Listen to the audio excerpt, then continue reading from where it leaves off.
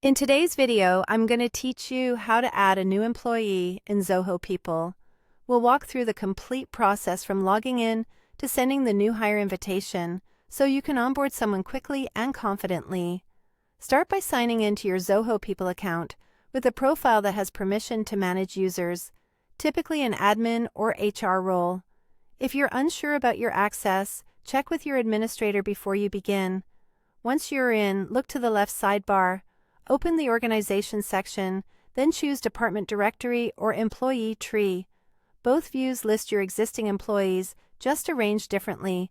This is a great place to confirm where the new hire should appear once you add them, based on their team or reporting structure.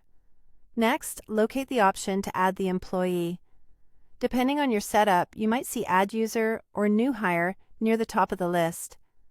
In some accounts, this may be under Onboarding, then New Hire.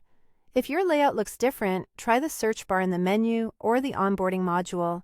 Zoho occasionally updates the interface, but the option will be there. When the add form opens, fill out the required details. Enter the employee's full name exactly as it should appear in records. Add the official company email address, since this is where their invitation will be sent.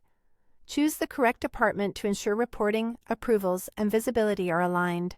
Set the role or designation carefully as it can affect permissions and org charts. Finally, select the date of joining. This date often drives attendance, leave accruals, and probation settings, so double-check it before moving on. If your organization collects additional fields, complete those according to your internal policy.